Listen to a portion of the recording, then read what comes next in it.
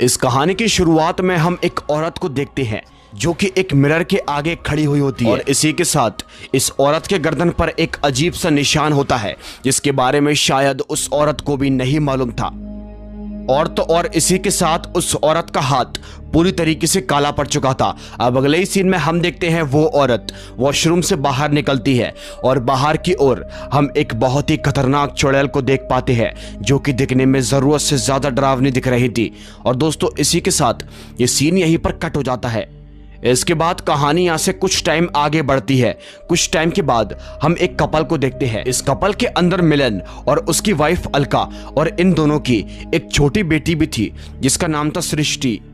दोस्तों इनकी बेटी सृष्टि को पियानो बजाने का बहुत ही शौक हुआ करता था और इसलिए टीचर उसको हर रोज पियानो सिखाने के लिए आया करती थी और उसके इस काम में उसके माँ बाप उसको बहुत ही सपोर्ट किया करते थे। और वो पियानो बजाते बजाते इतनी एक्सपर्ट हो गई थी कि वो पियानो बहुत ही अच्छे से बजाया करती थी।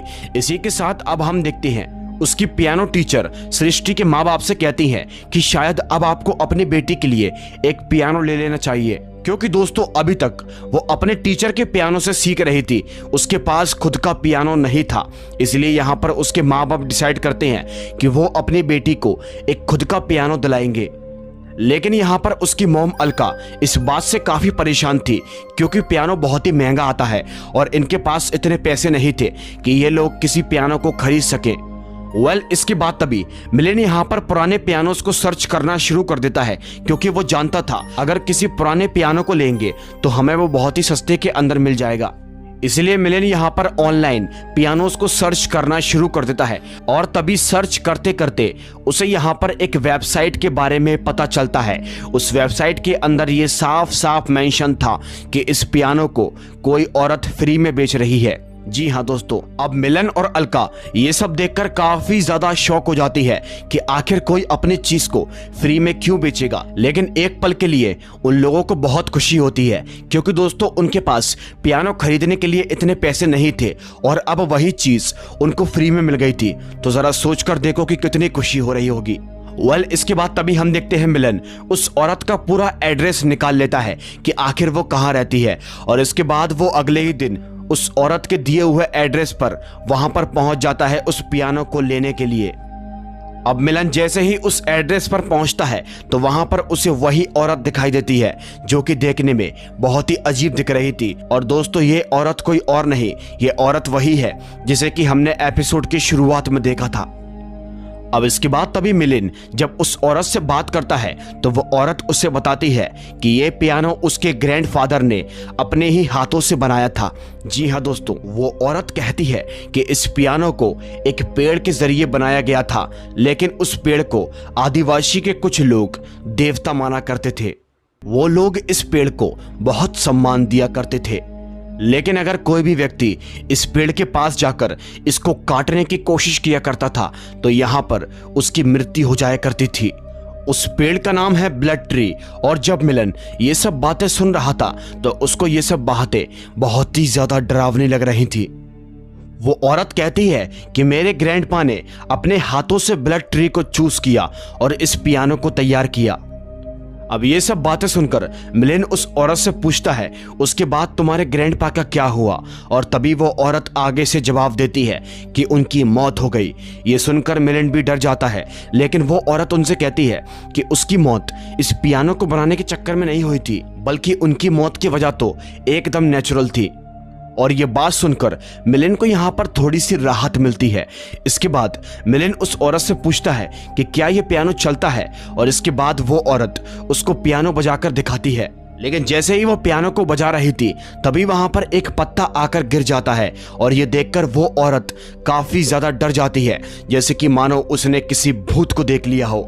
अब इसके बाद वो औरत मिलन से बोलती है कि तुम जल्दी से इस पियानो को लेकर चले जाओ।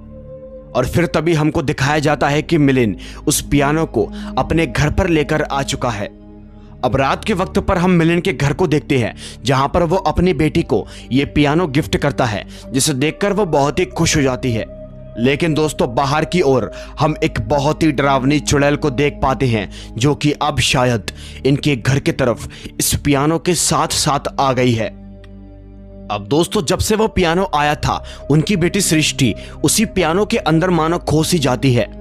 और जब मिलिंद और अलका अपनी बेटी को इतना खुश देखते हैं तो वो भी काफी ज्यादा खुश हो जाते हैं और वो उस बूढ़ी औरत का बार बार शुक्रिया अदा करते हैं कि उन्होंने इतना प्यारा पियानो उनको दिया, वो भी बिल्कुल फ्री में। लेकिन दोस्तों वो इस बात से काफी ज्यादा अनजान थे कि कोई व्यक्ति भला अपनी चीज को फ्री में क्यों देगा। इसके पीछे एक बहुत बड़ा मकसद हो सकता है जो कि शायद अभी ये नहीं जानते थे। खैर आगे देखते रहिए। अब एक रात को सृष्टि जब अपने कमरे के अंदर सो रही थी तो उसे रात के वक्त पर इसी पियानो के बजने की आवाज सुनाई देती है। वो डर जाती है, वो देखना चाहती है कि आखिर इतनी रात को ये इतना बेहतरीन तरीके से इस पियानो को कौन बजा रहा है। तभी सृष्टि अपने कमरे से उठकर उसी कमरे के अंदर जाती है जिस कमरे के अंदर ये पियानो रखा हुआ था। अब सृष्टि जैसे ही उस पियानो के करीब पहुंचती है तो उसे वहां पर कोई भी दिखाई नहीं दे रहा था, लेकिन वो इस बात से बहुत ही डर रही थी कि अगर यहां पर कोई नहीं है तो फिर इस पियानो को अभी थोड़ी देर पहले कौन बजा रहा था। अब जस्ट वो अभी खड़ी ही थी और तभी थोड़ी देर के बाद उसे यहाँ पर एक विजन आता है। विजन के अंदर वो एक अजीब सी जगह पर पहुंच जाती है और उस जगह पर हम साफ साफ देख पा रहे थे वही ब्लड ट्री यानी कि खूनी पेड़ भी था। और सृष्टि को उस पेड़ के पास में ही वही चुड़ैल दिखाई देती है जो कि दिखने में बहुत ही ज्यादा डरावनी थी। ये देखकर सृष्टि काफी ज्यादा डर जाती है और जैसे ही उसका विजन टूटता है तो वो पाती है कि वो अभी अपने कमरे के अंदर ही है। इसके बाद सृष्टि डरकर वहां से फौरन ही भाग जाती है। अब इसके बाद तभी अगले सीन में हमको दिखाया जाता है कि सृष्टि के माँ बाप किसी जरूरी काम से बाहर जा रहे हैं और वो अपनी बेटी को अकेले ही घर पर छोड़कर चले जाते हैं। बट लेकिन सृष्टि के पास उसकी पियानो टीचर भी थी, इसलिए वो यहाँ पर सृष्टि को पियानो सिखाने की कोशिश करती है। लेकिन थोड़ी देर के बाद उसका भी एक अर्जेंट कॉल आ जाता है और वो भी वहां से चली जाती है। और अब घर पर सृष्टि पूरी तरीके से अकेली बचती है। इसी बीच यहाँ पर वो देखती है कि उस कमरे का दरवाजा अपने आप ही बंद हो चुका है। वो दरवाजे को खोलना चाहती है लेकिन वो दरवाजा नहीं खुल रहा था और ये देखकर वो बहुत ही डर जाती है। तभी थोड़ी देर के बाद उसे उस पियानो की तरफ से कुछ आवाजें आती हैं और सृष्टि जैसे ही पीछे मुड़कर देखती है तो इस बार सृष्टि को वो खौफनाक चुड़ैल अब उसके घर के अंदर दिखाई देती है।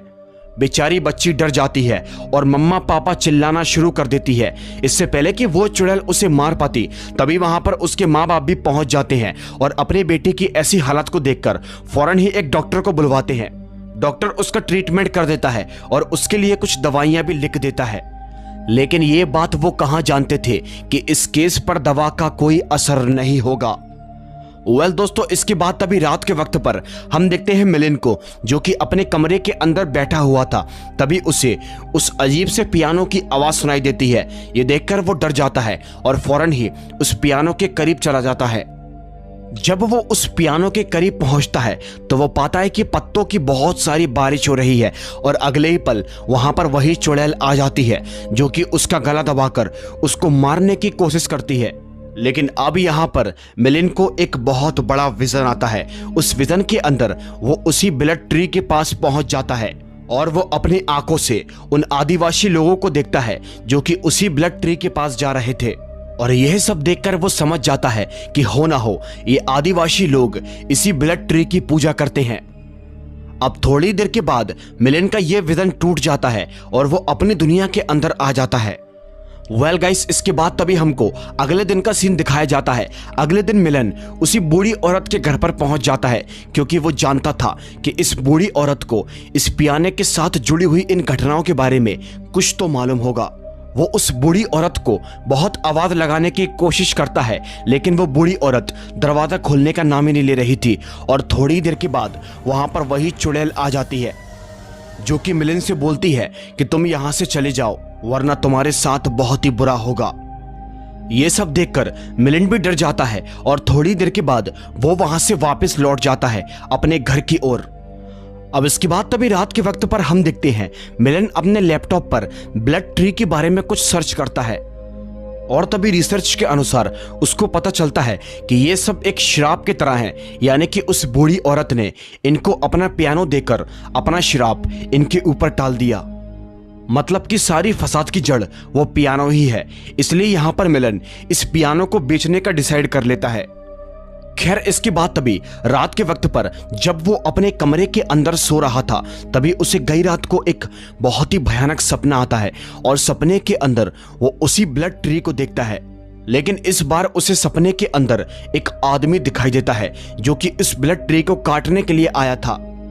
और दोस्तों हो ना हो ये आदमी कोई और नहीं बल्कि उसी बूढ़ी औरत का ग्रैंडपा है। अब जब वो उस ब्लड ट्री को काटने के लिए आया था तो यहाँ पर आदिवासी लोगों ने उसको रोकने की बहुत कोशिश की थी। वो उसे ब्लड ट्री को काटने नहीं देना चाहते थे, लेकिन उस आदमी ने कुल्हाड़ी से उन्हीं आदिवासी लोगों पर हमला करके उन्हें जान से मार दिया था।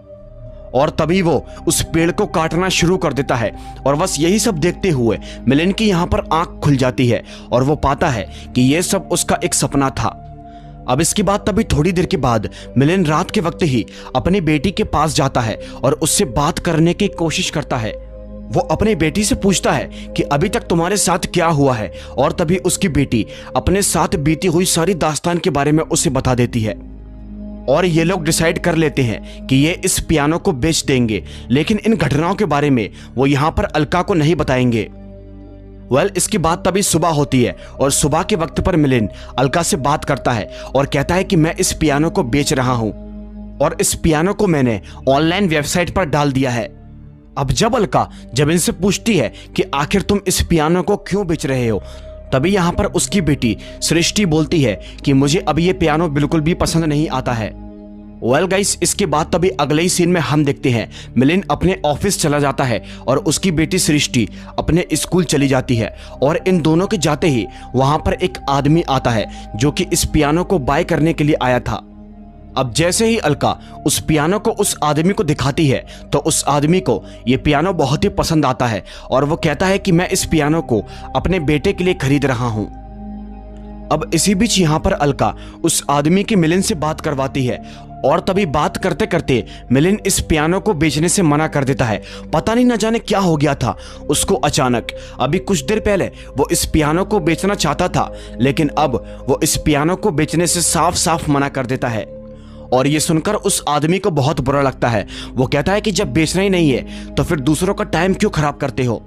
इसके बाद तभी हम देखते हैं वो आदमी एक गिलास पानी मांगता है और जैसे ही अलका पानी लेने के लिए किचन के अंदर जाती है तो वहां पर बहुत सारे पेड़ के पत्ते पड़े हुए थे। ये देखकर उसे बहुत ही अजीब लगता है। अब थोड़ी देर के बाद वो जैसे ही पानी लेकर उस आदमी के पास जाती है तो दोस्तों उसकी आंखें फटी की फटी रह जाती हैं, क्योंकि वो कोई आदमी नहीं बल्कि वही चुड़ैल थी जो कि उस आदमी का रूप लेकर इनके घर के अंदर आ गई थी। इसके बाद तभी वो चुड़ैल अलका को नुकसान पहुंचाने की कोशिश करती है और वो उसे वहीं पर घायल कर देती है। और इसी बीच थोड़ी देर के बाद मिलन अपने घर पर पहुंच जाता है। तो वो जैसे ही घर पर आता है तो वो अलका को वहां पर बेहोश पाता है। दोस्तों इस खतरनाक शराब की वजह से मिलन का आधा चेहरा पूरी तरीके से खराब हो चुका था और अब इससे पहले कि वो पूरा खराब हो जाए इसलिए वो इस शराब को यानी कि इस चुड़ैल को हमेशा के लिए खत्म करना चाहता है।